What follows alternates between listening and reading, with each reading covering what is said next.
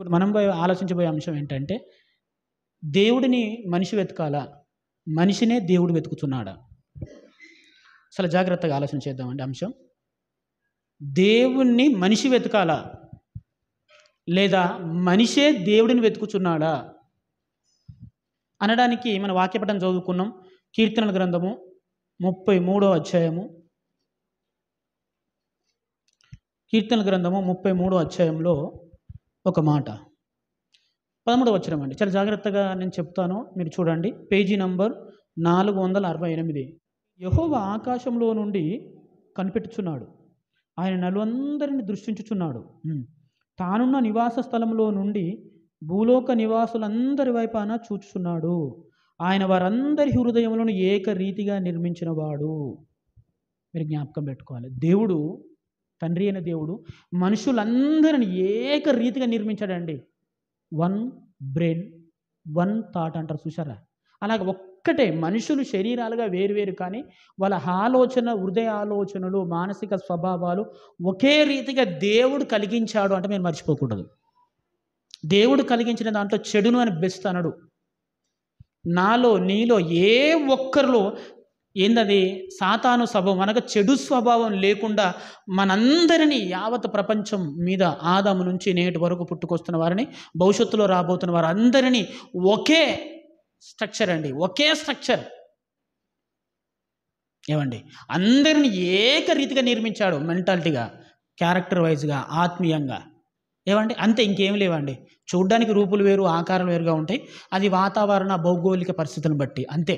జుట్టు వేరు, వాతావరణ భౌగోళిక పరిస్థితులు బట్టి. ఫేస్ వేరు, ఎందుకంటే మనం తినే తిండి బట్టి. అట్లా అన్నమాట. దానిలో అంతే తప్ప ఫైనల్గా మనుషులందరినీ ఏకరీతిగా నిర్మించాడండి ఆయన. దేవుడే చెప్పాడు. నిర్మించిన ఆయన వారందరిని పరిశీలించి చూస్తున్నాడు.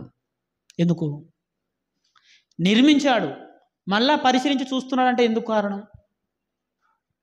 అందరిని ఏకరీతిగా నిర్మించాడంటే దేవుడు, కానీ జంతువులను అలా సృష్టించలేదండి. జంతువుల స్వభావాలు వేరు. ఇప్పుడు పులి ఉందనుకోండి, దాన్ని ఏమని పిలుస్తారు? అది నాన్ వెజ్. దాని స్వభావం ఏంటి? వేటాడి చంపి తినడం, రక్తం తాగుతుంది అంతే. దాని స్వభావం అంతే. దాని స్వభావం అంతే అండి. గొర్రె ఉందనుకోండి, అది మాంసం తినదు. గొర్రె కాబట్టి ఏం చేస్తుందంటే గడ్డి, లేత గడ్డి మాత్రమే వేస్తుంది. దాని స్వభావం అది నెమరు వేసుకుంటుంది కొన్ని జంతువులు, అంతేనండి. ఇప్పుడు పాము ఉందనుకోండి, దాని పాము స్వభావం ఏంటి? ఆ స్వభావం అంటే మీకు తెలుసో తెలియదు, తాను పెట్టిన గుడ్లనే కొన్ని సందర్భం తానే పొడుచుకొని తాగేస్తుంది. పాము అంటేనే దానికి అర్థం తాను ఎక్కడైతే గుడ్లు పెడుతుందో వాటిని పొదిగే ప్రయత్నం చేస్తుంది. ఆ గుడ్డునే కొన్ని సందర్భాలలో తినేస్తుంది. దాని స్వభావం అలాగే ఇంకో కొన్ని పాములు ఉంటాయండి, ఆనకొండలు, పెద్ద పెద్ద పాములు ఉంటాయి. ఈ పాములు ఒక్క కానుపులో ఎన్ని పిల్లల్ని పెడతాయి తెలుసా? ఇంచుమించు 100 పిల్లల్ని పెడతాయి అవి. ఒకే కానుపులో 100 పిల్లలు. మీరు జియోగ్రఫీ ఛానల్ చూస్తుంటే ఆశ్చర్యం అనిపిస్తుంది. 100 పిల్లలు, 100. కానీ ఆ 100 పిల్లల్లో చివరికి బతికేటి విన్నట్టు 1, 2, 3. మీరు ఎగితావని ఏమయ్యాయి? ఇదే తినేస్తుంది, అదే తినేస్తుంది. ఎందుకంటే అంత పెద్ద పెయిన్ అది. ఆ కాన్పులో 100 పిల్లలు, 1000 పిల్లలు కూడా అంటారు కొంతమంది. అన్నీ వచ్చినప్పుడు దాని కళ్ళు ఏమైపోతాయంటే పనిచేయండి, మూతపడిపోతాయి. దాని శరీర ఆకృతి అంతా ఒక రకంగా ఒత్తిడికి లోన్ అవుతుందట. దాని కళ్ళు మూతలు పడతాయంట చిన్న పిల్లలుగా ఉన్నప్పుడు అవి. అప్పుడు తన దగ్గరికి ఏది వస్తుంది మింగేస్తుంది, మూతి దగ్గరికి. దాని స్వభావం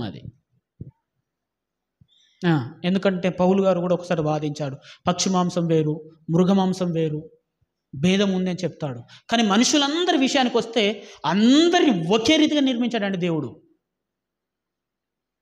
ఇంకా ఈ మాట, ఒక మాట చూపిస్తాను మీకు. యోబు గ్రంథము 39వ అధ్యాయము. దీని పక్కనే ఉంటుందమ్మా పేజీ నంబర్ 39వ అధ్యాయము, పేజీ నంబర్ 449 అండి, పాత నిబంధనలో 39వ అధ్యాయము 13వ వచనం చదువుతాను. నిప్పుకోటి సంతోషం చేత రెక్కలు నాడించును, రెక్కలను వెంట్రుకలను దానికి ఉన్నందున అది వాత్సల్యం కలదిగా ఉన్నదా? లేదు సుమి. అది నేలను తన గుడ్లను పెట్టును, ధూళిలో వాటిని కాచును. దేని పాదమైనను వాటిని త్రొక్కవచ్చునని అయినను, అడవి జంతు వాటిని చితక త్రొక్కవచ్చునని నేను అనుకొనిగే ఉన్నది. తన పిల్లలు తనవి కానట్టు వాటి ఎడల అది కాఠిన్యము చూపును. ఇగో ఉష్ట్రపక్ష, ఇది నిప్పుకోడి గురించి రాశాడు. నిప్పుకోడికి చర్మం పైన వెంట్రుకలు ఉంటాయి, రెక్కలు ఉంటాయి. ఇలాంటి పక్షులు ఏం చేస్తాం, గుడ్లు పెడతాయి. కొన్ని డైరెక్ట్గా పిల్లల్ని కంటాయి. ఎందుకంటే డైరెక్ట్ పిల్లలు కానీ జంతువు ఉంటుంది అనుకో, ఆవు, దాని చర్మం పైన వెంట్రుకలు ఉండవు, దాని చెవులు బయటకు ఉంటాయి. మరి గుడ్లు పెట్టేవాడికి చెవులు లోపలికి ఉంటాయి, చర్మం పైన ఈకలు వెంట్రుకలు ఉంటాయి. ఇది ఒక వర్గీకరణ. తర్వాత సంగతి, అందులో ఈ నిప్పుకోడి కూడా అంతే. పిల్లని గుడ్లు పెట్టేది చాలా జాగ్రత్తగా చూసుకోదు. ఆ గుడ్లు పెట్టేసి అదే వాటిని యమును అనుకుంటుందట. అది ఇవి నా ఆవు. అసలు దానికి తన పిల్లల పట్ల దానికి ప్రేమనే ఉండదట. ఎందుకు అని అంటే దాని స్వభావం అది, అంతే, దాన్ని ఏం చేయలేం మనం. కానీ మనుషుల విషయానికి వస్తే దేవుడు పుట్టించలేదండి. ఆయన ఒకే రీతిగా అందరిని పుట్టించాడు. ఆయన ఒకే రీతిగా అందరిని సృష్టించాడు. ఇప్పుడు నిప్పుకోడిని వాత్సల్యం లేని దానిగా సృష్టించి నువ్వు వాత్సల్యం కలిగి ఉండాలని దాన్ని టీచ్ చేయడు ఆయన. ఇప్పుడు పులిని క్రూరమైన జంతువుగా, మన దృష్టిలో అది క్రూరం.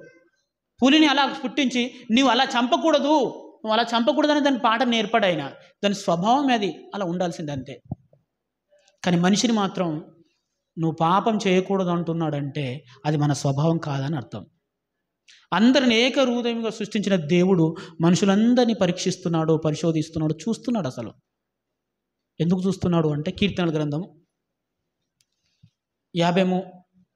53వ అధ్యాయము, కీర్తనల గ్రంథము 53వ అధ్యాయము, కీర్తనల గ్రంథం 53వ అధ్యాయము, 53వ అధ్యాయము 2వ వచనం. వివేకము కలిగి, వెరీ గుడ్, వివేకము కలిగి దేవుని వెతుకువారు కలరేమో అని దేవుడు ఆకాశము నుండి చూచి నరులను పరిశీలించెను. ఈ వచనం ఏం చెప్తున్నదంటే ఇదే మాట కీర్తనల గ్రంథం 14వ అధ్యాయంలో కూడా ఉంటుందండి. సేమ్ ఆ అధ్యాయం ఈ అధ్యాయం ఒకటే. ఏమండి, రైట్. ఇక్కడ ఏమని మాట్లాడుతుందంటే వివేకం కలిగి దేవుని వెతుకువారు కలరేమో అని దేవుడు ఆకాశం నుండి మనందరినీ పరీక్షిస్తున్నాడు. ఎందుకంటే మనందరిని ఏకరీతిగా నిర్మించినవాడు. ఏకరీతిగా నిర్మించినవాడు, మనందరికి ఒకే స్వభావం పెట్టినవాడు, మనందరిలో దైవ స్వభావం పెట్టినవాడు. మన స్వభావం నేచర్ స్వభావం కాదు, ప్రకృతి స్వభావం కాదు, దానికి మించినది. మానవత్వ స్వభావం కాదు, దానికి మించిన దైవత్వ స్వభావం కలిగిన పుట్టుక అందరిదా అంటే అవును, ప్రతి ఒక్కరిది. ఇలాంటి మనుషులు అసలు నన్ను వెతుకుతున్నారా, నన్ను తెలుసుకుంటున్నారా అనే ఆలోచన కలిగిన దేవుడు ఆకాశం నుండి నరులందరినీ పరిశీలిస్తున్నాడంట. ఎందుకు అని అంటే మనుషులందరూ తన పుట్టుకను చూసి, ఈ ప్రకృతిని చూసి, ఇవన్నీ చూసిన తర్వాత ఇవన్నీ కలిగించిన వారు ఎవరు? దేవుడే కదా. ఆయన ఎక్కడున్నారు అనుకోవాలి. ఎందుకంటే ఒక జంతువు కంటే నువ్వు గొప్పవాడివి, అది దాని ఎదుగుదల ఉండదు, దాని ఆలోచన పరిధి అంతే. అది మృగం అంతే, అది మృగతత్వం, అది ఉండదు. పక్షి ఉంది, తన పిల్లల్ని చాలా బాగా జాగ్రత్తగా కాపాడుకుంటుంది, అది ప్రేమ నువ్వు అనుకుంటే ఆ ప్రేమ కూడా కొద్ది కాలం తర్వాత ఉండదండి. తన పిల్లల్ని తానే పొడుస్తుంది, పంపించేస్తుంది. కానీ మనం అలా కాదు. ఏ తల్లి ఏ తండ్రి తన పిల్లలు పెళ్ళి అయిపోయింది కదా అనరు. వాళ్ళకి పిల్లలు పుట్టినా సరే, ఎందుకనంటే ఆ ప్రేమ ఉంటుంది. మన ప్రేమ ఎక్కువ బాండింగ్ అనమాట అన్నది. అది జంతువుల ప్రేమ అలా కాదు. ఇప్పుడు కోడి ఉంది, తన పిల్లల కోసం గద్దెతో కూడా ఫైట్ చేస్తుంది, కానీ అది కొంతకాలం వరకే. ఆ తర్వాత తన పిల్లలను తానే పొడుస్తుంది, అవునా కదా, ఉండదు. ఆ తర్వాత అది కనుమరుగైపోతుంది. కానీ మనుషుల మధ్య అలా కాదండి ప్రేమ అనేది. ఎందుకంటే దేవుడు నిర్మించాడు మనందరినీ, అన్ని దైవ స్వభావమైన లక్షణాలతో నిర్మించాడు. అవన్నీ మనలో ఉన్నాయి, లేక కాదండి, అన్నీ మనలో ఉన్నాయి. ఓ ప్రేమ, ఓ దయ, కనికరం, జాలి, ఇవన్నీ మార్కెట్లో దొరికాయి. ఇవన్నీ మనలో ఉన్నాయండి. ఇన్ని ఉన్నాయి కాబట్టి దేవుడు అనుకుంటున్నారు, నన్ను ఎవరైనా వెతుకుతారా, వివేకంతో నన్ను ఎవరైనా తెలుసుకుంటారా? దేవుడు నమ్మేవారు చాలా ఉన్నారులేండి, అది దేవుడే అంటున్నాడు. ఓకే, అవసరం తీరిస్తే కూడా వాడు కూడా దేవుడే అంటాడు. ఎందుకంటే దేవుడు అనే పదాన్ని ఎవరికి ఆపాదించాలో నీకు తెలియదు, అంతేనండి. అలా వచ్చారు. నువ్వు ఇసుకుపోయిన దేవుడు వివేకంతో నన్ను తెలుసుకునేవాడు ఎవరైనా ఉన్నారా అని ఈ యావత్ భూమి మీద ఈ 6 నేలపైన ఆకారం ధరించుకున్న మనుషులందరినీ పరిశీలిస్తున్నాడు. ఎందుకు పరిశీలిస్తున్నాడో చూడండి. యోబు గ్రంథము 35వ అధ్యాయము 11వ వచనం, పేజీ నంబర్ 446 అండి పాత నిబంధనలో యోగు గ్రంథము. భూ జంతువుల కంటే, వెరీ గుడ్, భూ జంతువుల కంటే మనకు ఎక్కువ బుద్ధి నేర్పుచు, మనకి ఎక్కువగా బుద్ధి నేర్పుతూ, ఆకాశ పక్షుల కంటే మనకు ఎక్కువ జ్ఞానం కలగజేయుచు నన్ను సృజించిన దేవుడు ఎక్కడ ఉన్నాడని అనుకుని వారెవ్వరునూ లేరు. చూశారా, భూజంతువుల కంటే నీకు టాలెంట్ ఉంది, అది నీకంటే భారీ ఆకారం, కానీ నీవు ప్రకృతిని శాసించే స్థితిలో వెళ్ళిపోయావు. నిప్పును కనిపెట్టావు, చక్రాన్ని కనిపెట్టావు, ఎన్నో ఎన్నో ఎన్నో నీకు అవసరాలను తీర్చుకుంటున్నావు. జ్ఞానం ఉంది, ఎక్కువ బుద్ధి ఉంది, ఇవన్నీ కలిగిస్తుంది ఎవరు? దేవుడు కాదా? ఆయన ఎక్కడున్నారు అనుకునే వారు ఎవరు లేరంట. అందుకే దేవుడు చూస్తూ ఉన్నారు, అందరినీ చూస్తూ ఉన్నాడు. ఇప్పుడు సింహం, జంతువులు, ప్రకృతి దేవుని తెలుసుకునే అవసరం ఏం లేదు. వాడికి ఇచ్చిన ధర్మాన్ని నెరవేర్చుకుంటూ బ్రతకడం, చచ్చిపోవడం, అంతే వాడి పని. కానీ మనం అలా కాదండి. మనం పుట్టి బ్రతికి చచ్చిపోవడానికి కాదు.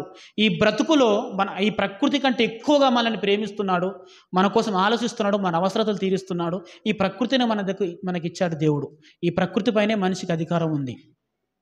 ఇలాంటి మనము అసలు దీని అంతా కలిగించిన దేవుడు ఎక్కడ ఉన్నాడు, నన్ను సృష్టించిన వాడు ఎక్కడ ఉన్నాడు అని మనం ఆలోచనతో, వివేకంతో దేవుని వెతికే పనిలో ఉండాలి.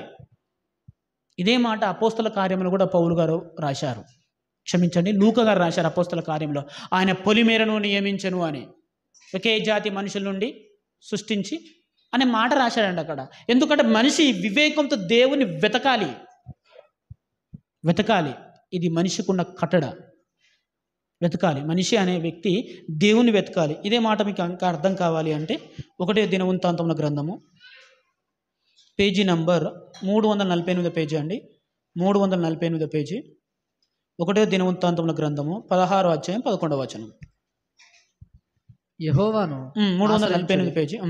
యెహోవాను ఆశ్రయించుడి, ఆయన బలమును ఆశ్రయించుడి, ఆయన సన్నిధి నిత్యము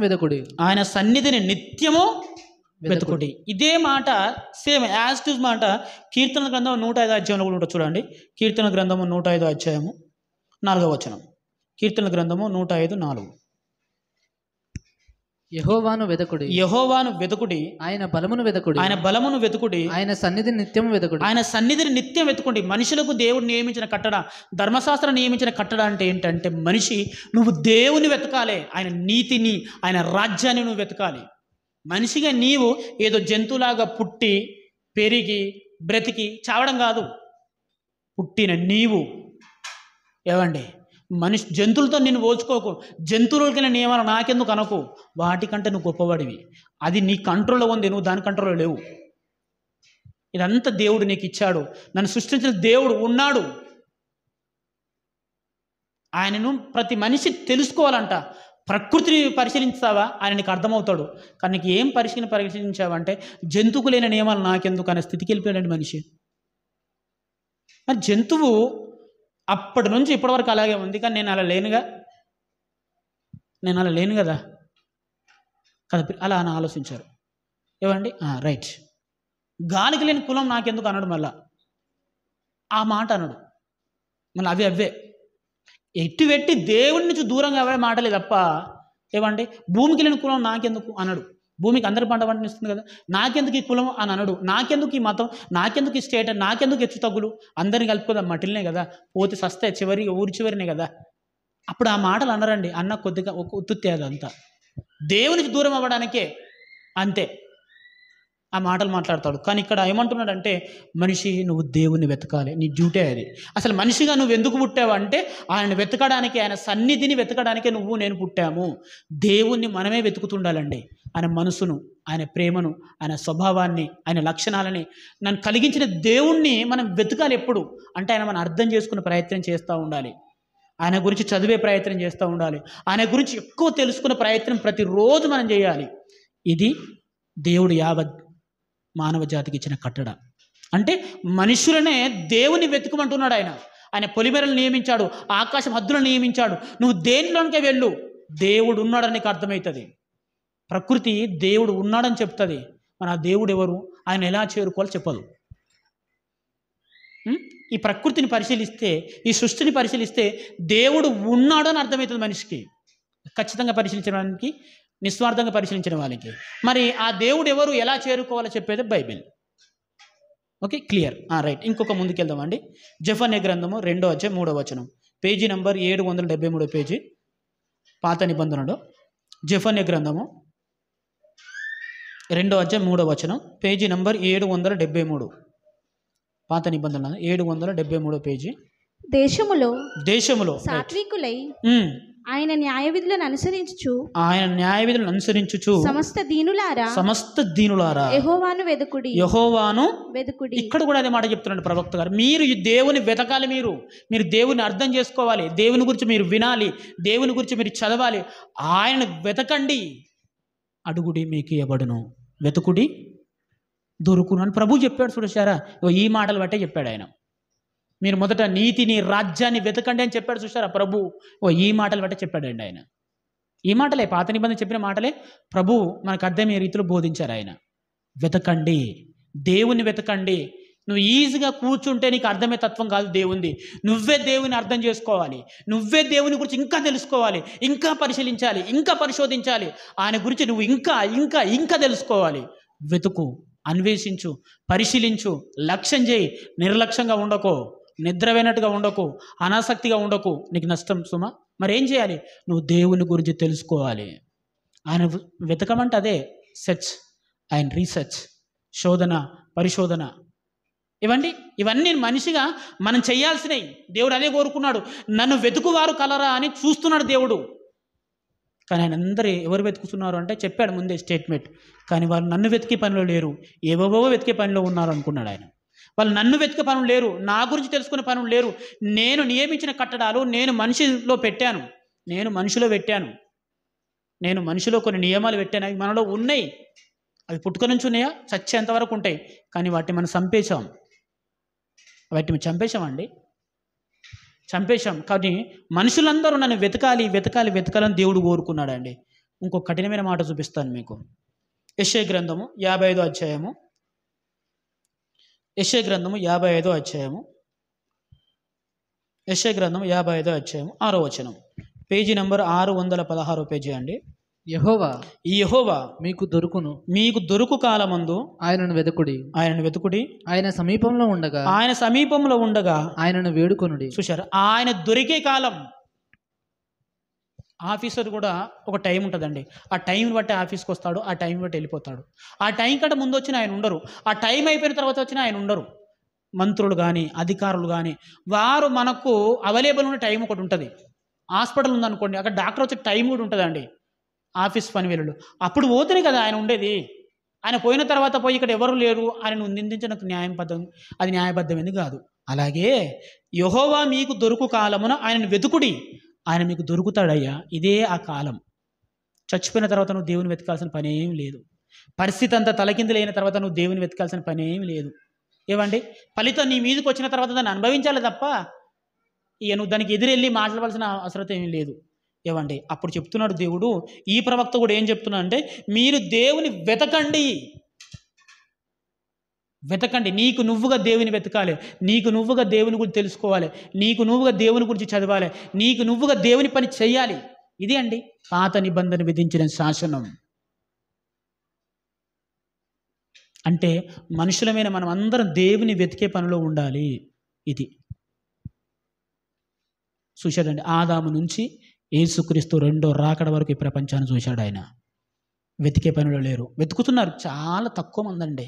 అందులో ప్రవక్తలు, అందులో కొంతమంది రాజులు, వీళ్ళే తప్ప అసలు అందరూ యావత్ ప్రపంచం దేవుని మేము వెతకాలి, దేవుని గురించి మాకు చెప్పండి, దేవుని గురించి మేము తెలుసుకుంటాం, మేము చదువుకుంటాం, ఆయనలాగా మేము మారుతాం, మా పుట్టుక పరమార్థం తెలుసుకుంటాం అనే విషయాలు కనుమరుగైపోతున్నాయండి. అంతే, దేవుని గురించి ఎవరో ప్రవక్త చెప్పడం, మిగతా వాళ్ళు వినడం, నచ్చితే ఫాలో అవడం, లేకపోతే కొట్టి చంపడం, ఇవేనండి. దేవునికి వెతుకమని చెప్పారు దేవుడు, కానీ ఆ వెతకడం మానేశారు. మనుషులంతా ఎలా మారిపోయారో 54వ అధ్యాయం చదివిన, కీర్తనల గ్రంథం 14వ అధ్యాయం చదివిన మనకు అర్థమైపోతుంది. దేవుని వెతికేవారు చాలా తక్కువ. చాలా మందికి దేవుడు అర్థం కాకుండా చచ్చిపోతున్నారండి. చాలా మందికి దేవుడు తెలియకుండా చచ్చిపోతున్నారు. అది పరిశీలించిన దేవుడు మనిషికి నన్ను అర్థం చేసుకొని, నన్ను వెతికి నన్ను కనుగొని నన్ను చేరుకున్నంత సమయం లేదు. నన్ను అర్థం చేసుకున్నంత ఓపిక వాడి ఆయనకు లేదు. అంతే. ఇప్పుడు కూడా చూడండి, నిజంగా నువ్వు వాక్యం చదివి అర్థం చేసుకుంది ఎంత, ఎదుటివారి వల్ల విని నేర్చుకుంది ఎంత చెప్పు. ఏమండి, నీ ముందున్న వాక్యము అది ఏంటనుకుంటున్నావు నువ్వు? నీ ముందు రాయబడిన ఆ గ్రంథము అది చదివితే అందులో ఉన్న ప్రతి కామ ప్రతి పొల్లు కూడా ఇంపార్టెంట్ అని చెప్పాడు ప్రభు. కానీ మన దీని మీద నమ్మకం అంటే ఎవరో చెప్పిన దాని మీద నమ్మకం ఎక్కువ అండి. ఆయన నీలాంటి స్వభావం గల వ్యక్తినయ్యా, ఓకే గుడ్, వినకూడదని నేను అంటలేను. నువ్వు చదివేది ఎప్పుడు దాన్ని? ఆ వినేవాళ్ళు కూడా లేరు అనుకోండి. ఏమండి, దేవుని గురించి అర్థం చేసుకోవడంలో మనిషి ఎప్పుడు విఫలమవుతూనే ఉన్నాడు. ఇవన్నీ పరిశీలించిన దేవుడు ఒక నిర్ణయానికి వచ్చాడు. వచ్చాడండి ఆయన. మీరు వెతికితే నేను అర్థం కాను, ఎందుకంటే నన్ను ఏ రకంగా వెతుకోవాలి మీకు అర్థం కావట్లేదు. అది దేవుడు నమ్మేవారు ఉన్నారు, ఏదంటే అంతే ఇంతేనండి దేవుడు. దానికి ఒక పద్ధతి, నియమం, కట్టడ, దాన్ని ఎవడైనా అతిక్రమించాలి, కొట్టి చంపడం, ఇవన్నీ వచ్చేసేయండి. మరలా దేవుని పేరిట మతం ఒక సిద్ధాంతం ఏర్పడింది. దాని పరంగా కూడా రాక్షసత్వం రాజ్యం వెళుతుంది. దేవుణ్ణి అర్థం చేసుకునే స్థాయి మనిషి కోల్పోయాడని కాదు, ఉంది. కానీ ఆ తీరిక లేదు, ఆ సమయం లేదు, ఆ ఓపిక లేదు. మనిషి తన సమయాన్ని, ఆ టైమును, ఆ తన విలువైన ఆ విశ్వాసాన్ని దేనిదేనికో తాకట్టు పెట్టుకుంటూ వస్తున్నాడు. ఏవండి, ఒక వ్యక్తి చెప్పాడు, డై ఇమ్టీ అని ఒక బుక్ రాశాడండి ఆయన. డై ఇమ్టీ, చచ్చిపోయే ముందు నువ్వు ఖాళీగా చచ్చిపోరా అన్నాడు. ఎందుకంటే ఇక నాలో ఇది ఉంది అని చెప్పడానికి ఏముండకూడదు. చచ్చిపోయే ముందు నువ్వు ఖాళీగా చచ్చిపో, నీలో ఉన్న తెలివితేటలన్నీ ఉపయోగించి చచ్చిపో అన్నాడు. కానీ మనిషి ఎందుకు దానికి వ్యతిరేకం అండి. మనలో ఉన్న ఎన్ని పాపాలు చేయాలనో అన్ని పాపాలు చేసి చచ్చిపోతున్నాం. మీరు మనం అందరం అంటే ఎవరి స్థాయిని బట్టి వారు అనుకోండి, ఎన్ని పాపాలు చేయకూడదో దేవుని వాక్య ప్రకారం అన్నిటిని చేసి చచ్చిపోతున్నాం అండి. ఈ కన్ను ఎవడు పవిత్రంగా చచ్చిపోతలేడు, ఈ చేయి ఎవడు పవిత్రంగా చచ్చిపోతలేడు. అంటే నేను చాలా మట్టు గురించి చెప్తున్నా, చాలా మంది గురించి చెప్తున్నాను. పవిత్రంగా చచ్చిపోయేవారు ఉన్నారు, పవిత్రంగా బతికే వాళ్ళు ఉన్నారు. వాళ్ళని మనం అనకూడదు. ఏమంటే ప్రియ దేవుని పిల్లలు, రైట్. ఎందుకంటే ఈ దేవుడు నీకు ఇచ్చిన మెదడు చాలా విలువైంది అన్నాడు. అది ఎందుకంటే చాలామంది మాత్రమే దీన్ని వాడుతున్నారు. మిగిలినదంతా ఈ విలువైన సంపదన సమాధిలో సమాధి చేసి వెళ్ళిపోతున్నారు. ఆ వెలుగు చూడట్లేదు నీ టాలెంట్ ఏంటో అన్నాడు ఆయన. అది పక్కన పెడదాం. కనీసం విశ్వాస జీవితానికైనా దాన్ని వాడుకుందాం, కనీసం ఆత్మీయ జీవితానికైనా దాన్ని వాడుకుందాం అండి. ఈ తెలివితేటల్ని ఆత్మీయ జీవితానికైనా వాడుకుందాం. కాబట్టి మనం దేవుని వెతకాలి.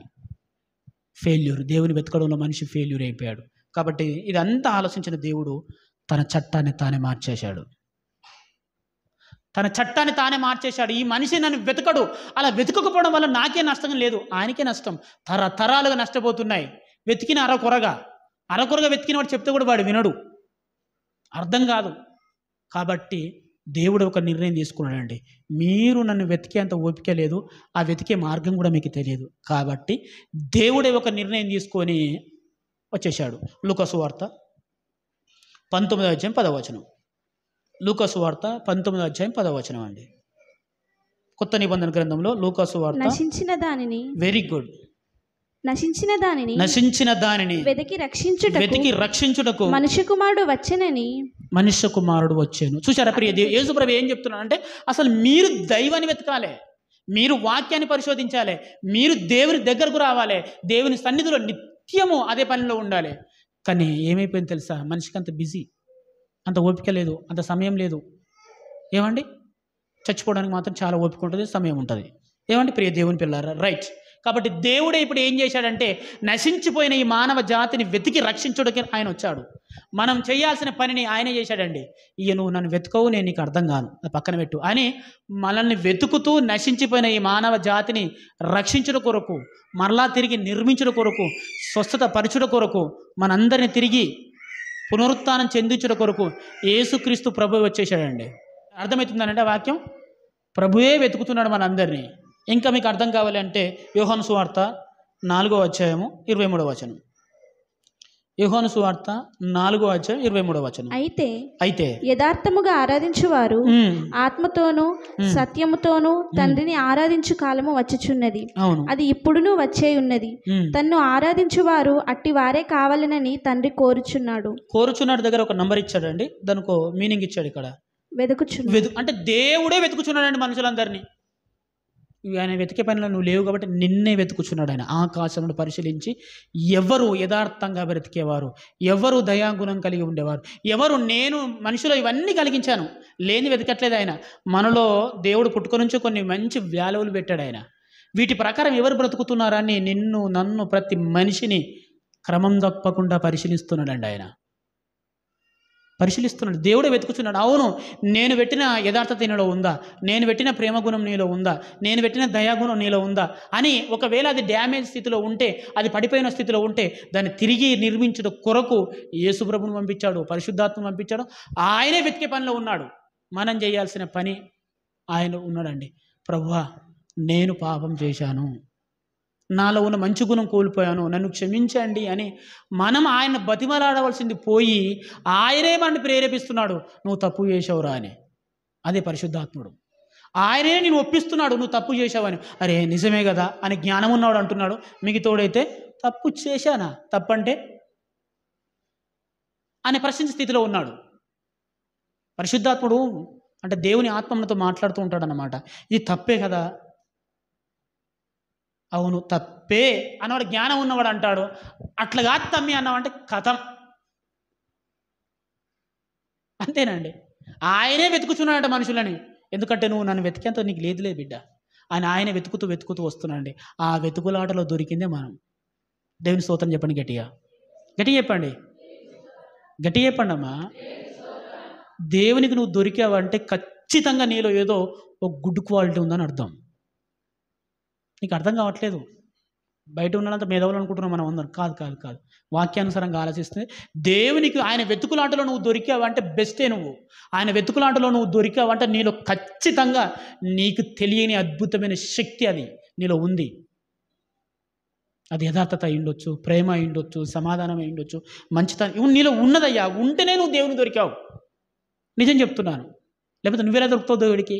వెతుకుచున్నాడు ఆయన. ఆ వెతుకులాటలో నువ్వు దొరికావంటే నీలో మంచి గుణం ఉంది. మరి మిగతా వారిలో ఏమోనండి, వాళ్ళు కూడా దొరుకుతుందా రేపు దేవుడు అంటే చెప్పలేము. కొన్ని తరాలు అంతరించిపోయాయి ప్రియ దేవుని పిల్లలు. వెతుకుచున్నాడు. ఆ వెతుకులాటలో దొరికిందే నీవు. నాలో ఏముంది అనుకో, నీలో ఉంది. ఎందుకు లేదా నువ్వు అనుకుంటున్నావు? నువ్వు సాక్షాత్తు దేవుడు నిర్మాణం అయ్యా. నీకు తెలియదు. కాకపోతే మనం అంతా అమ్ముడుపోయాం ఎవరికో. ఇంతే కదా మన జీవితం అనుకుంటున్నాం. నీలో ఉంది, చాలా విషయం ఉంది నీలో. అందుకే నువ్వు దొరికావు. కొన్ని సందర్భాల్లో మీకు తెలుసో తెలియదో, నిజంగా నువ్వు దేవుని దగ్గర రావడానికి అని కొన్ని ప్రణాళికలు కూడా వేస్తాడండి. అందులో ఒకటి రోగం. జైలు అధికారి ఉన్నాడు, చాలా మంచోడండి ఆయన. తనకున్న రూల్ ప్రకారం ఆ పరిసర ప్రాంతాలలో గలిబిలి చేస్తున్న వారి అనే కంప్లైంట్ వస్తే, వేరే అన్య మతాల ప్రచారం చేస్తున్న కంప్లైంట్ వస్తే వారిని తీసుకొచ్చి జైల్లో వేయడం. అలా ఆ డ్యూటీ నిర్వహణలో జైలుకి వచ్చిన ఒక వ్యక్తి ఎవరు అని అంటే పౌల్, శీలా జైలుకి వచ్చారండి. వీళ్ళు అన్యమత ప్రచారం చేస్తున్నారు, ఆ పూతోన దెయ్యాన్ని వెలగొట్టారు, కొన్ని ఏదో తెలియని నియమాలు చెప్తున్నారు అని వాళ్ళ మీద కంప్లైంట్ వచ్చింది. వారిని తీసుకొచ్చి జైల్లో వేశారు. ఆ తర్వాత పౌలు గారికి నష్టం జరగలేదు. ఆ జైలు అధికారి మారిపోయాడు. దేవుని స్తోత్రం చెప్పండి గట్టిగా. పౌలు గారిని జైలు వేయకపోతే ఆయనకు ఆ రక్షణ వచ్చేదా? అప్పుడప్పుడు అనిపిస్తుంది మనకు తెలియకుండానే, దేవుడు జైలు అధికారిని కాపాడుకోవడానికే ఆ పౌల్ని అక్కడ పిలిపించడం అనిపిస్తుంది. నిజం, అవునండి. కాపాడుకోవాలి అంటే మంచివాడు, యథార్థవంతుని కాపాడుకోవడానికి, మంచి వాళ్ళని కాపాడుకొని చాలా ప్రయత్నాలు చేస్తారు కొంతమంది. అందరిలో మంచి ఉందని ఇంకెంత కఠినమైపోయింది వాళ్ళ హృదయాలు. వాళ్ళని గట్టిగా పరిశీలిస్తే నాకు యేసుప్రభు ఇష్టమేనండి, చాలామంది చెప్తున్నాను, కానీ మీరంటే నాకు నచ్చదు అంటాడు. వారి వాదనలో కూడా నిజం లేకపోలేదు. ఓకేనండి, రైట్. కొర్నేలు కూడా అంతేనండి. కొర్నేలు కూడా అంతే, ఒక నపుంసకుడు కూడా అంతే. ఆయన వెతుకుచున్నాడు తన ప్రజల్ని కాపాడుకోవడానికి. ఆ వెతుకులాటలో దొరికింది నువ్వు బిడ్డ. అంటే నువ్వు దేవుడికి తెలుసు, నీలో యథార్థ గుణం ఉంది, దయాగుణం ఉంది, కనికర గుణం ఉంది, ఎవ్రీథింగ్. నాశనం లేని విలువలు నీలో ఉన్నాయి. అందుకే నువ్వు దేవునికి దొరికావు. అందుకే నువ్వు యేసుప్రభుని నమ్ముకున్నావు. ఈ సంగతి నువ్వు ఎప్పుడు మర్చిపోకు. రైట్. కాబట్టి నువ్వు ఎవరికో తెలియాలి అనుకోకు. నువ్వు ఆల్రెడీ ఎవరికి తెలియకూడదో ఆ వ్యక్తికి తెలిసావు. ఆయన పేరే దేవుడు. కొరింథీయులకు రాసిన పత్రిక ముగిస్తానండి. కొరింథీయులకు రాసిన పత్రిక 1వ అధ్యాయము. కొరింథీయులకు రాసిన పత్రిక 8వ అధ్యాయం 3వ వచనం. 8వ అధ్యాయం 3వ వచనం. ఒకడు దేవుని ప్రేమించిన ఎడల దేవుని ప్రేమించిన ఎడల అతడు దేవునికి ఎరుకైన వాడే. రైట్. నేను దేవునికి తెలుసా అని ఆలోచించు. నేను పలానా అన్నకు తెలుసా, పలానా అన్నకు తెలుసా, పలానా అయ్యగారికి తెలుసా, ఇవన్నీ నీ ఏందది అజ్ఞానానికి నిదర్శనమైన మాటలు అవన్నీ. నువ్వు దేవుడికి తెలుసా? ఎలా? నువ్వు దేవుని ప్రేమిస్తానని నీకు తెలుసు, ఆయనకు నువ్వు తెలుసు, అంతే. మాట్లాడకు.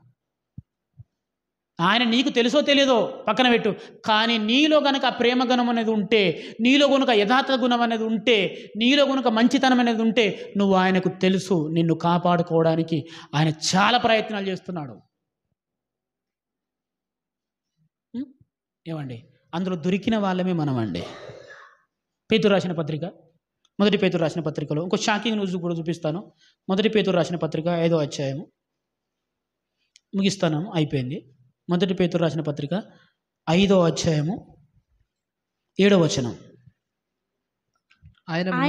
ఆయన మిమ్మును గూర్చి చింతించుచున్నాడు కనుక, చింతించుచున్నాడు అంటే కిందిచ్చాడు, లక్ష్యం చేయుచున్నాడు, టార్గెట్ చేయుచున్నాడు. అంటే నీ గురించి ఆలోచిస్తున్నాడు. ఆయన మన అందరి గురించి ఆలోచిస్తున్నాడు, వెతుకుతున్నాడు. అంటే దయాగుణం, కనికరం కలిగి, మంచితనాలు, నా విలువలు కలిగి బ్రతికేవారు ఎవరని యావత్ ప్రపంచాన్ని వెతుకుతున్నాడు. అందుకే ఈ సువార్త యావత్ ప్రపంచానికి వెళుతుంది. ఒకవేళ అరకొరగా నీలో ఉన్న, అది పూర్తి బలహీన స్థితిలో ఉన్న, దాన్ని తిరిగి నిర్మించడానికే వాక్యం, దాన్ని తిరిగి నిర్మించడానికే ప్రార్థన, దాన్ని తిరిగి నిర్మించడానికే నీలో పరిశుద్ధాత్మని పంపించడం, ఇవన్నీ చేస్తున్నాడండి ఆయన. ఈ దేవుడు నేను వెతుకుచున్నాడు, వెతుకుచున్నాడు, వెతుకుచున్నాడు. మనం దేవుని వెతకాలి వాస్తవానికి అయితే, కానీ ఆయనే మనల్ని వెతుకుచున్నాడు. ఇది బాగుందండి. సేమ్ ఇంకొక వ్యక్తి ఉన్నాడు, వాడు కూడా మనల్ని వెతుకుచున్నాడు. ఆయనే రాశాడు, చూడండి అక్కడే రాశాడు. 8వ వచనం. నిబ్బరమైన బుద్ధి గలవారే మెరుగుగా ఉండుడి, మీ విరోధి అయిన అపవాది గర్జించు సింహం వల్ల ఎవరిని మింగుదానని వెతుకుచు తిరుగుచున్నాడు. ఈ వ్యక్తి కూడా వెతుకుచున్నాడండి. ఈ వ్యక్తి కూడా ఆపోజిట్ నెగటివ్ పవర్ కూడా నేను వెతుకుచున్నది. ఎవరిని వెతుకుచున్నది? అగో దేవుడైతే ఏ గుణాలు మనిషిలో ఉండాలి, అవి ఎవరిలో ఉన్నాయి, అరకొర స్థితిలో ఉన్నా, అది డ్యామేజ్ స్థితిలో ఉన్నా, మళ్ళీ తిరిగి నిర్మించడం సాధ్యమే అనుకున్న వారిని ఎలా వెతుకుచున్నాడో, వారందరికీ సువార్త వాక్యాన్ని, సత్యాన్ని, క్రీస్తు సువార్తను ఎలాగైతే చేరవేస్తున్నాడో, అవైతే ఎవరెవరిలో ఉన్నాయో వాళ్ళందరిని నశింప చేయడానికి మరొక్కడు వెతుకుచున్నాడు. వాడి పేరే గర్జించు సింహము అని రాయబడిందండి. ఎందుకు సింహంతో పోల్చాడు ఇక్కడ పేతురు గారు అని అంటే, మీరు జ్ఞాపకం పెట్టుకోండి, యేసుక్రీస్తును కూడా సింహంతో పోల్చారు, ఇక్కడ కూడా అపవాదిని కూడా సింహంతోనే పోల్చారు కదా. అయ్యో, ఇప్పుడు సింహం అంటే యేసుప్రభ సాతాను అనకు. సింహం అంటే యేసుప్రభు కాదు, సైతాను కాదు. ఉపమాన అలంకారంగా చెప్తున్నారండి. ఈ సింహాన్ని గురించి ఎందుకు పోల్చారంటే, సింహానికి ఒక గుణం ఉంటుంది, సింహానికి ఒక గుణం ఉంటుందండి. సింహం అంటేనే వేటాడే జంతువు. మీ అందరికి విన్నారో లేదో ఈ పదాలు. సింహావలోకనం అని ఒక పదం ఉంటుందండి తెలుగులో. సింహావలోకనం అంటే సింహం ఏం చేస్తుంది అంటే, అది వేటడానికంటే ముందు కొండెక్కుతుంది, ఓ చెట్టు ఎక్కుతుంది, చూస్తుంది. దీన్నే సింహావలోకనం అంటారు. చూసి అక్కడ కొండ గొర్రెలు ఉంటున్నాయి అనుకోండి, మేకలో కొండ గొర్రెలు ఏదో జంతువులు ఉంటున్నాయి అనుకోండి, అక్కడ చూస్తుంది, వాటి అన్నిటిని పరిశీలిస్తుంది. దీన్నే అవలోకనం అంటారు. అంటే అవగాహన చేసుకుంటుంది. చూసిన తర్వాత ఒక జంతువుని సెలెక్ట్ చేసుకుంటుంది అట. అది ఒక మోకెనే కావచ్చు, గొర్రెనే కావచ్చు, ఒక జింకెనే కావచ్చు, ఏదైనా క్రూర జంతువులన్నీ చేసుకున్న తర్వాత దాన్ని మాత్రమే టార్గెట్ చేస్తాయి. ఆ తర్వాత అది ఏం చేస్తారంటే, అక్కడ ప్రత్యర్థుల భయాన్ని కలిగించడం కొరకు అది గర్జిస్తుందండి. పులి అయితే గండ్రిస్తుంది, సింహం అయితే గర్జిస్తుంది. దీన్ని సింహ స్వప్నం అంటారు. గండ్రించిన తర్వాత అవన్నీ చెదిరైపోతాయి. ఆ సమయంలో అది దేన్నైతే టార్గెట్ పెట్టుకుంది దాని మనసులో, దాన్ని మాత్రమే వేటాడుతుంది. దాని ముందరికెళ్ళి వేరే లేపింది అనుకో, పట్టుకోదు అది. దాని ముందరికెళ్ళి వేరే జంతువు అయినా దాన్ని అందుకునే స్థితిలో ఉన్నా సరే దాన్ని పట్టుకోదు. అది అనుకుంటుంది, ఒక పలానా జింకని నేను టార్గెట్ చేయాలని, దాన్ని వెంట మాత్రం పడుతుంది. మీరు చూడండి ఎప్పుడన్నా, దానికి ఉన్న ఫిలాసఫీ అలాంటిది అన్నమాట. దేవుడు మన పేతురు గారు కూడా దాన్ని ఆయనకు తెలుసు కూడా గలేగా రాశాడు. వాడు కూడా అంతే, అందరు వెతకడానికి వానికేం పని, అందరిని వెతకడానికి వానికేం పని. దేవునికి దగ్గరగా ఎవడు ఆలోచిస్తున్నాడు, దేవుడు కలిగించిన విలువలు, వాక్యము, ఇవన్నిటికి దగ్గరగా ఎవడున్నాడో అవి వాన్ని మాత్రమే దెబ్బతీయడం అని పని. వాన్నే వెతుకుతాడు. అందరినీ వాడని వెతుకుతాడు, టైం లేదనుకుంటారు వానికి. ఏవండి, ఎవడైతే దేవునిలో ఉన్నాడో, ఎవడైతే మంచి గుణాలు ఉంటాయో ఖచ్చితంగా చూడండి వాళ్ళలో ఒక చీకటి కోణం ఉంటుంది. నిజం చెప్తున్నాను, మంచోడే కానీ అది ఎందుకుంది అనిపిస్తుంది. నిజం అండి. వాడు పెట్టేశాడు అంతే. ఎందుకంటే నువ్వు ఆయనకు దక్కకూడదు, నువ్వు ఆయనకు దక్కకూడదండి. మంచి వాక్యం అనండి కానీ ప్రార్థన చేసుకోడు, మంచి ప్రార్థన పరుడు కానీ వాక్యం చదవడండి, అదో లోపం. మంచి ప్రార్థన మోకరిస్తే చాలా ఓపికగా అందరి కోసం ఏడుస్తూ ప్రార్థన చేస్తాడండి, కానీ వాక్యం వినడు. వాక్యం అనేసరికి అదేదో పనికిరాని దాని ఉంటుంది. చెప్పండి, ఏది ఇంపార్టెంట్ అంటే ఏం చెప్తాం? ఏ శ్వాస తీసుకోవడం ఇంపార్టెంటా, వదిలేయడం ఇంపార్టెంటా? చెప్పు, ఏది ఇంపార్టెంట్? తెలియదండి. అంతే, ఎన్నో కొన్ని గుణాలు ఉంటాయి. ఎందుకంటే నేను వేటాడుతున్నాడు వాడు, దేవుడిని కావాలనుకుంటున్నాడు. అదే ఆపోజిట్ నెగటివ్ పర్సన్ ఏం చేస్తున్నాడు? నిన్ను వేటాడుతున్నాడు. ఇప్పుడు రెండు సింహాలే, ఆయన సింహమే, వాడు సింహంతోనే పోల్చాడు. అంటే సింహం అంటే సింహం కాదు, కానీ సింహం ఎలా టార్గెటెడ్గా బెదిరించి జనాలను కాపాడుతుందో, అదే సింహం అనుకుంటే మళ్ళీ ఆ అడవినంతా కాపాడేది అదే. ఆ సింహం ఎలాంటిది? అనుకుంటే అడవిని మొత్తం కాపాడుతుందండి. అందులో సింహం ఉందని తెలిస్తే చాలు, ఆడికి ఏ వేటగాడు కూడా పోడట. పులి ఉందని తెలిసినా పోతారు.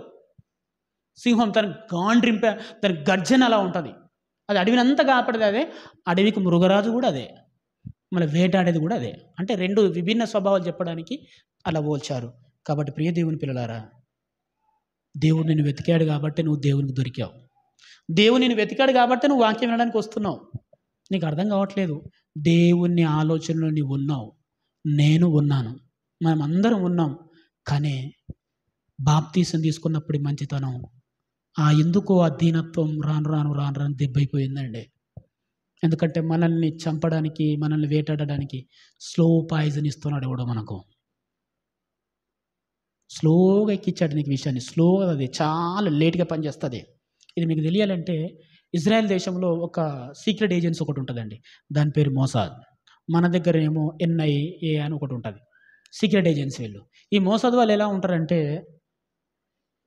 వాళ్ళు సీక్రెట్ ఆపరేషన్ చేస్తారండి. అది ఎవ్వడు కూడా గుర్తుపట్టడు దాన్ని.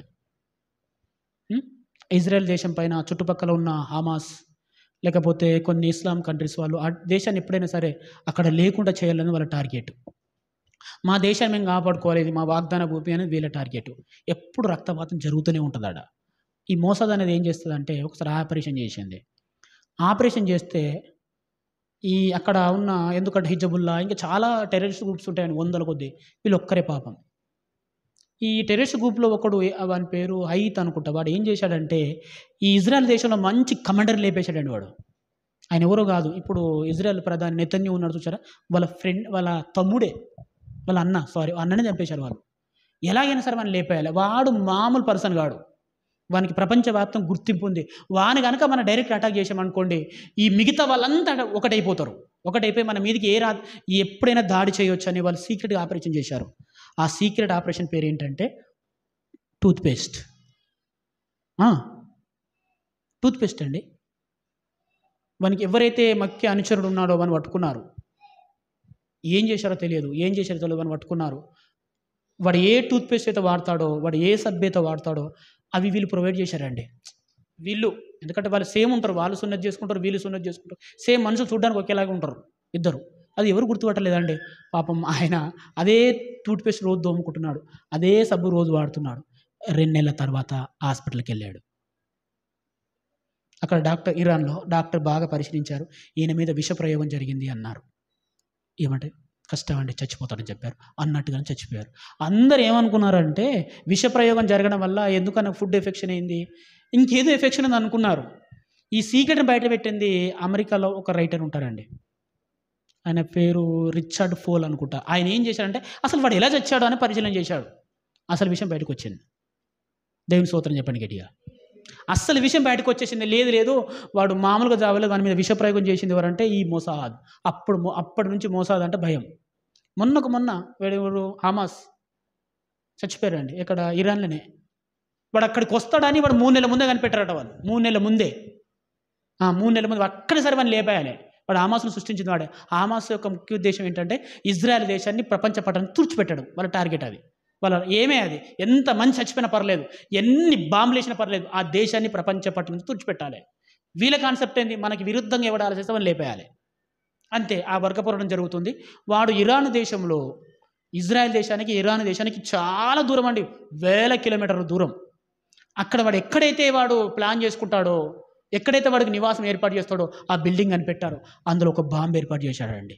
అది ఏర్పాటు చేసి 6 నెలలు అవుతుంది. ఎప్పుడైతే వాడు ఆడికి పోయాడో ఆ రాత్రి పేలింది అది. దేవుని స్తోత్రం చెప్పండి గట్టిగా. అంటే వాళ్ళ ఇట్లా ఉంటాయన్నమాట మనిషిని లేపేసే విషయాలు. అది కూడా ప్రపంచం తెలియలేదు. ఇంకా ఏదో బిల్డింగ్ కూలింది, ఏదో టెర్రరిస్ట్ బాంబు, ఎక్కడెక్కడ ఎక్కువ టెర్రరిస్ట్ గ్రూప్స్ ఉంటాయి కదా అనుకున్నారు. లేపేసిందే వాళ్ళట. ఎప్పుడు బాంబు పెట్టిరు? అది 6 నెలల క్రితం. మరి ఎప్పుడు దాన్ని యాక్టివ్ మోడ్ చేశాడు? 2 నెలల క్రితం యాక్టివ్ మోడ్ చేశాడు దాన్ని. ఎప్పుడు కరెక్ట్ పేలాలో అప్పుడు సెట్ చేశారని దాన్ని. అంటే వాళ్ళకి ఎంత ఇంటెలిజెన్స్ ఉన్నది, ఒక మనిషి లేపడానికి ఎంత ఓపిక. డైరెక్ట్ చంపలేరు. డైరెక్ట్ చంపితే మళ్ళీ వేరేవని. ఇప్పుడైతే చేసింది వాళ్ళే, మాకేం తెలియదని అన్నారు ఇలా. కాబట్టి సాతాను కూడా అదే సైకాలజీ ఫాలో అవుతాడు. నీ డైరెక్ట్ ఎవ్వరు లేపేడు వాడు.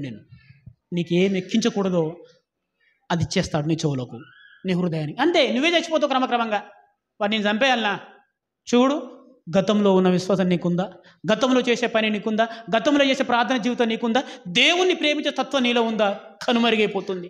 నీకెవడో మత్తిచ్చాడు, ఇచ్చేశాడు. నేను మింగడానికి వాడు వెతుకుచున్నాడు. సేమ్ టైం నేను కాపాడుకోవడానికి వాడు ఇచ్చిన మత్తు కంటే నీకు దేవుడు జీవామృతం, జీవం లాంటి వాక్యానికి ఇస్తున్నాడు. అందుకే దీన్ని జీవం అన్నారు, దాన్ని విషం అన్నారు బైబిల్ భాషలో. కాబట్టి ప్రియ దేవుని పిల్లలారా, ఒక్కసారి జ్ఞాపకం పెట్టుకో, దేవునికి దొరికిన ఆనిముత్యం నీవు. కానీ నిన్ను డ్యామేజ్ చేయడానికి వాడు దీవారాత్రం ఎదురు చూస్తున్నాడు. వాడు కోటి మోసాదుల కంటే డేంజర్. కాబట్టి ఇప్పుడు మీరు అర్థం చేసుకోండి, దేవుని యందు మీరు ఏ స్థితిలో ఉన్నారు, నేను ఏ స్థితిలో ఉన్నాను. ఎవ్రీథింగ్ అండి. ఎవరి మీద ఎవరు గొప్పవాళ్ళం కాదు. మనందరం ఎవరికి వాళ్ళం పరిశీలన చేసుకొని, అసలు నేను దేవుడు వెతికే స్థితిలోనే ఉన్నానా? మనం దేవుని వెతకలేమండి. దేవుడే మనల్ని వెతికిచ్చాడు. దాని పేరే రక్షణ, బాప్తిస్మం. ఇగో వాక్యం. కాబట్టి ఈ వాక్యం జీవం గలది. ఈ మాటలు వింటే నీలో జీవం వస్తుంది. మరొక్కసారి నెగటివ్ మాటలు వింటే, నెగటివ్ మాటలు చెప్పినా అది ఎప్పుడో ఒకసారి మరలా చెప్తున్నా నీకు, నా మీద ఎవరైనా చెప్పారనుకోండి, వెరీ గుడ్, తప్పేం లేదు. నా మీద ఆ వ్యక్తి అసహించుకుంటాడు అని మీరు అనుకుంటున్నారు. నీకు తెలియదు వాడు ఎవరిని అసహించుకోవాలో వారిని అసహించుకుంటారు. ఆయన పేరే దైవం. నువ్వు చెప్పింది వేరే రకం. అరే వాడు అబద్ధ బోధకుడురా, వాడు అబద్ధికుడురా, అక్కడికి వెళ్ళకూడదు అని నీ కాన్సెప్టు. కానీ వాని కాన్సెప్ట్ ఏంటో తెలుసా? దాన్ని డెవలప్ చేసి ఎవడు బాగుండు బై. ఎందుకు తమ్ముడు నువ్వు దేవుని పనికి రావట్లేదని చాలామందిని ఫ్రెండ్లీగా, ప్రేమగా, టైంపాస్గా మాట్లాడుతూ చూశానండి. వారి మనసులో ఉన్న మాట అదే, నోటి నుంచి వస్తలేదు. కానీ మన మనసులో ఉన్న మాట అదే. ఎందుకు చేయాలి మేము? ఒకప్పుడు చేసిన వ్యక్తివే, నీలో ఆ సామర్థ్యం ఉంది, ఆ తెలివితేటలు ఉన్నాయి, ఆ ఓపిక ఉంది. కానీ ఏం చేయలేమండి. అవి దేవుని ఉపయోగపడకుండానే శ్మశానంలో ఉండిపోతాయి.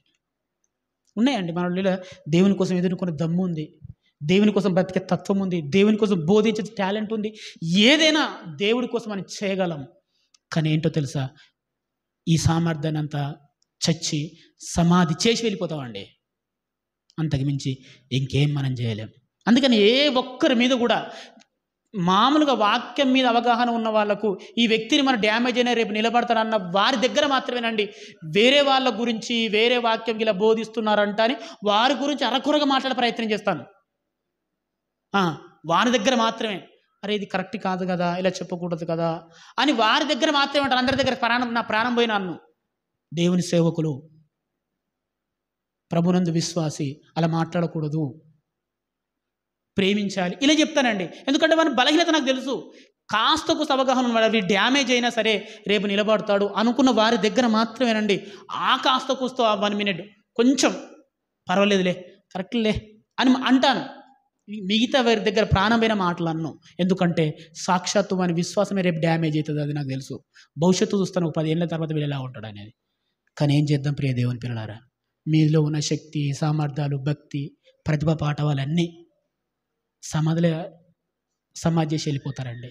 లేదు దేవుని కోసం ఉపయోగించి వెళ్ళిపోతామంటారా? దయచేసి దేవుడి పనులకు సహకరించండి, దేవుని పనుల కోసం ఆలోచించండి. లేదు నేను దేవుని పని చేయాలనుకుంటున్నా, నువ్వే అడ్డురా అన్నాను అంటారా? ఓకే, మరలా చెప్తున్నాను, నువ్వు దేవుని కోసం ఉపయోగపడితే చాలు. కానీ నాకటి మీద చెయ్యేశావా, తిరిగి వెనక్కి చూడా అంటేనే 1000. అర్థమవుతుందో లేదో నీకు? కాబట్టి ప్రియ దేవుని పిల్లలారా, మన బాప్తీసం తీసుకున్నామంటేనే నాగటి మీద చేసినట్టు. మీకు తెలుసో లేదో?